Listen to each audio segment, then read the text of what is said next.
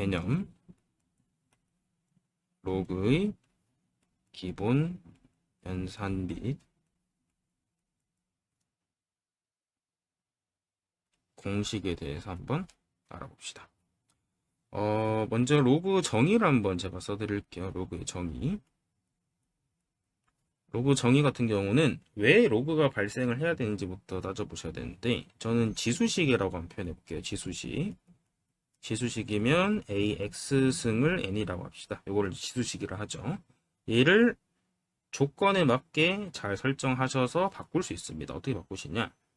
X는 로그 A의 N으로 바꿀 수가 있는데, 자, 왜 이 지수식에서 이 X 값을 이렇게 빼주는지에 대해서 한번 생각해 보면 되는데, 제가 이 지수식은 문자가 AXN이 있죠. 그러면 얘들 중에서 주목을 받는 수가 뭐냐면 N이 돼요. N. 얘가 주목을 받는 수예요. 자, 왜 주목을 받냐? 혼자 있죠? 단독샷. 그러니까 N이 뭐니? 라고 물어보면 A의 X승이에요. 이렇게 대답할 수 있죠. 근데 여기서 A가 뭐니? 라고 물어보면 이 X는 뭐지?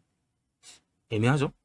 그렇기 때문에 이런 지수식에서는 주목을 받는 수가 N이 된다라고 생각하시면 돼요. 그러면 주목의 대상을 바꾸고 싶다는 거지. 주목의 대상을 바꾸고 싶다. 자, 어떻게 바꾸실 거냐? X를 대상으로 할 거야. X를 주목의 대상으로 바꾼다. 그래서 X를 주목의 대상으로 바꿀 때 지수에 있는 X를 여기 빼주시고, 그 다음에 여기 보이는 A라는 밑이 있죠? 이 밑을 여기 써주십니다. 그러면 얘가 밑이 되고요. 그리고 로그를 써주시고, 그 다음에 주목이 받는 이전 대상이 이 수를 이렇게 보내줍니다. 그래서 왔다 갔다가 잘 되셔야 돼요. 왔다 갔다가. 이게 되게 중요합니다. 공식이기 때문에 알아두셔야 되고. 그래서 이거를 로그라 하는데, 대상의 용어가 있거든요. 이 밑이라고 하는 A, 그 다음에 N은 뭐라고 부르냐면 진수라고 해요. 그러면 얘들의 범위가 존재할 건데, 밑의 조건은 0보다 크시 돼 1은 되시면 안 됩니다. 그 다음에 진수 조건은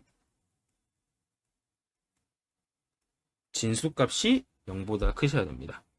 두 조건의 이유가 왜 그렇게 되는지를 한번 생각해 보면, 밑조건 같은 경우는 A가 0보다 크시 돼 1이 되면 안 되는 이유가 지수식에서 이 조건 때문인데, 이 지수식이 밑이 양수가 되되 1이 됐을 때는, 밑이 1이 됐을 때는 생각을 좀 해보시면, 나중에 배우는 지수 함수에 영향을 줍니다. 영향을 준다. 그래서 밑이 1일 때는 넣게 되면 이런 식이 나오는데, 이런 함수는 나중에 배우겠지만 상수함수라 하죠. 상수함수.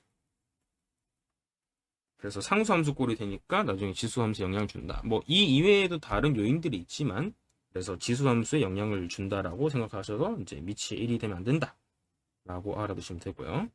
그 다음에 이 n값 같은 경우는 양수가 되셔야 되는데, 이거는 예전에 개념에서 말했듯이 만약에 뭐 ax승이 마이너스 2다.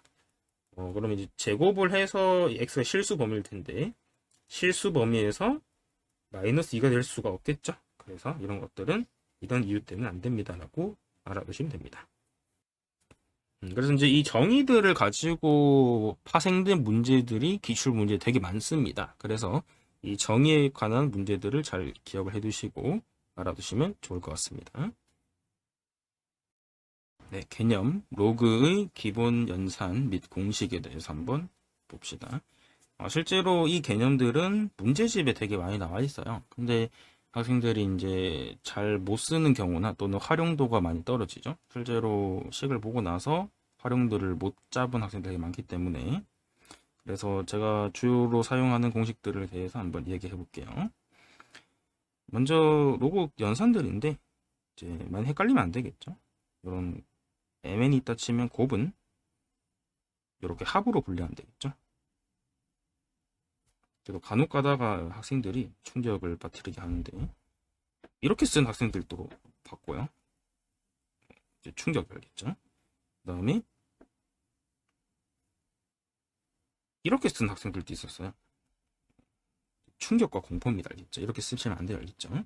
이런 공식은 애초에 없습니다. 자꾸 이렇게 쓰시고 공식을 정확히 알고 있어야지 수학이 재밌는데 자꾸 공식도 안 외우고 이렇게 풀면 안 됩니다. 알겠죠? 그 다음에 나누기 있죠? 나누기 이렇게 나누기 같은 경우는 1셈이 됩니다. 그래서 로그 am 빼기 로그 an으로 쓸 수 있겠죠? 그 다음에는 정말 많이 쓰는 공식 중에 하나인데 m의 k승. 자, 얘는 이렇게 외우는 학생들이 되게 많은데 요거 원리를 한번 설명해 볼게요.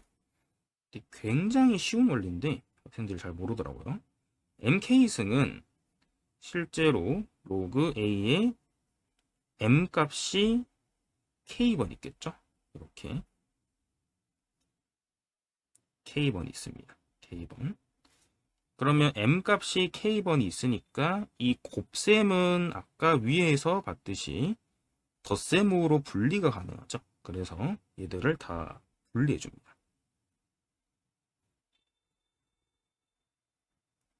이렇게 분리를 해주게 되면 이렇게 로그 am이 무수히 반복되죠.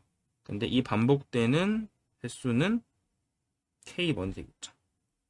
그러면 로그 am이 k번 더하기 때문에 그냥 k 로그 a의 m이라고 쓰시면 되겠다. 맞죠? 별 어렵지 않습니다. 다음 개념은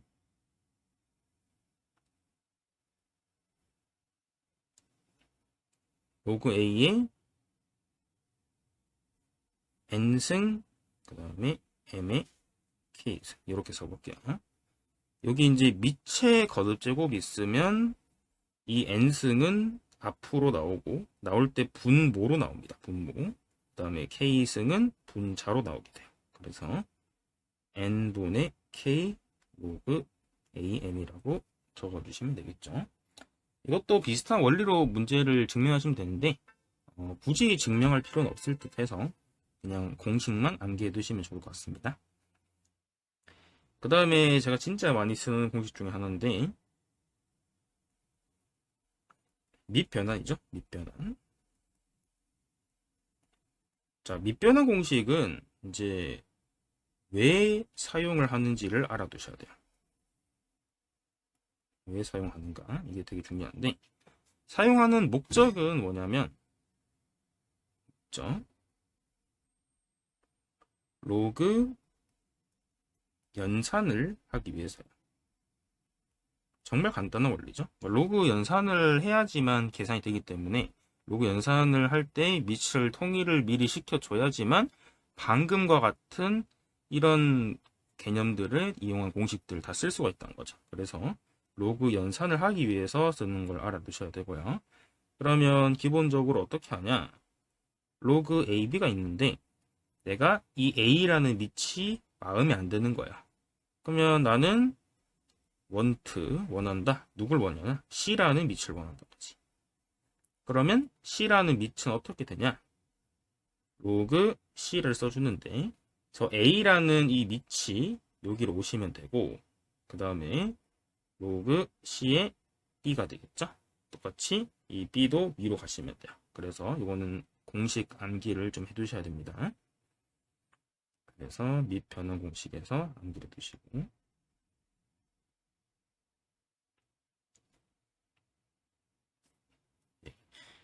그 다음에 밑변환 공식을 활용하는 제가 좀 활용계 한번 소개해 드릴게요. 공식을 암기한 학생들도 이건 잘 모를 수 있는데 이제 학생들한테 이런 걸 되게 자주 물어봐요. 로그 4의 9가 뭐니? 또는 뭐 간단하게 만들어봐 이런 식으로. 그러면 로그 4의 9 어떻게 하지? 하다가 학생들이 이렇게 생각을 해. 선생님 4는 2의 제곱이네요? 그렇지. 그러면 9는 3의 제곱이네요. 근데 여기 2랑 여기 2는 아까 원리에 의하면 번지가 가능하죠. 번지. 그래서 번지 해주면 이 2는 분자로 갈 듯하고 아래쪽 2는 분모로 가겠죠.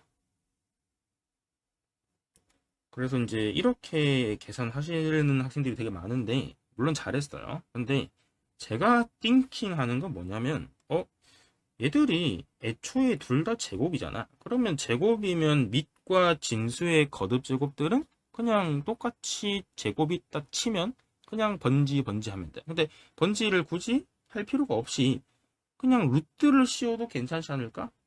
그러니까 지금 제가 머릿속에 강조한 게 뭐냐면 밑과 진수는 동일한 거듭 제곱을 걸 수 있다 이거야. 또는 이용할 수 있다. 또는 씌울 수 있다. 이런 거. 씌울 수 있다. 그러니까 로그 4의 9가 나오는 순간 제 머릿속에는 루트 4, 루트 9가 이렇게 들어가 있어서 그냥 이렇게 됩니다라고 바로 원큐로 가는 거지.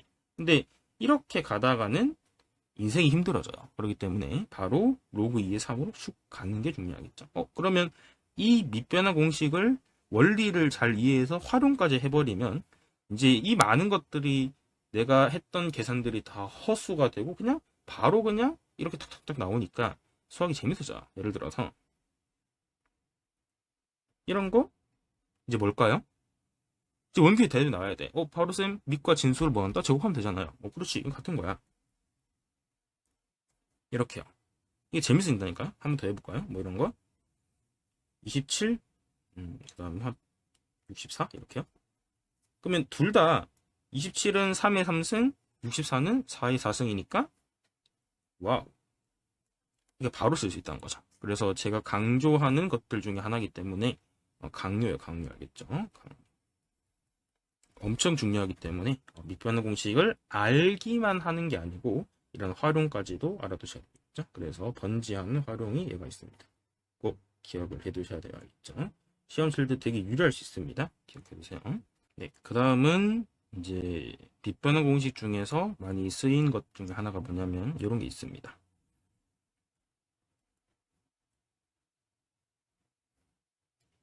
이렇게요. 유식을 이제 뭐라 부르냐면 저는 자본주의 공식이라는데 이건 제가 만든 거예요, 그냥. 그러니까 그 공식을 만든 게 아니고 이제 공식 1을 만든다는 거죠. 저보고 무슨 공식 만들었어 이러지 말고 알겠죠? 이게 원리가 어떻게 되냐면 밑과 로그의 진수 부분에 있는데 상황을 먼저 인지해야 돼요. 상황 인지가 필요한데 지수식이죠. 일단 지수식에서 밑이 A고 그 다음에 지수 자리라 하죠. 지수 자리에 로그가 나와야 돼. 로그가 나올 때 그 로그의 진수 값이 지금 B죠. 진수 값이 B가 돼요. 그러니까 상황이 어떻게 되냐면 정리를 해보면 지수식에서 지수 자리에 로그가 나오실 때 그 로그의 진수 그러니까 지수 자리에 로그가 나왔을 때 그 로그 값 진수 그래서 이 A랑 B를 자리를 바꿀 수가 있어요. 그래서 A랑 B를 자리를 바꿉니다. 이게 자리를 바꾸는데 별 상관이 없어요. 그냥 바꾸시면 돼요. 그래서 제가 왜 자본주의를 붙였냐면 A라는 어떤 9등급 친구가 열심히 공부를 해서 가장 위에 있는 1등급 자리로 갈 수가 있다. 그게 자본주의 세계에서 일어난 일이죠. 예를 들어 뭐 조선시대 같은 경우는 조선시대 이제 뭐 이 계층 간의 구분이 딱딱딱 지어진 특히 뭐 초기 같은 경우 그럴 때는 이 천민이나 이제 평민들이 귀족이 되기가 엄청 어려웠죠. 근데 지금은 생각해봐요. 본인이 공부를 열심히 해서 뭐 수능 만점 받았다? 그러면 이제 뭐 의대 가는 거야. 의대 가셔서 이제 뭐 정형외과 또는 흉부외과 또는 뭐 피부과 이렇게 가셔가지고 이제 그냥 촉촉촉촉 이렇게 부를 쌓을 수 있겠죠. 기억해 두셔야 돼요. 그래서 꼭 알아둬야 될 자본주의 공식이다. 기억해 두세요. 그 다음에 기본 중에 하나가 뭐냐면 이런 것들은 제가 설명 안 했는데 그래서 높아지면 하나 더 말씀드릴게요. 얘는 뭐냐? 얘는 밑과 진수 같죠? 그래서 밑과 진수가 같을 때는 이제 1이 됩니다. 그래서 밑과 진수가 같으실 때는 1이 됨을 알 수 있습니다. 이것도 알아두시면 되고 네, 그 다음에 만약에 이 진수가 1이면 0이 되겠죠? 진수가 1일 때 0이다. 이렇게 알아두시면 좋을 것 같습니다.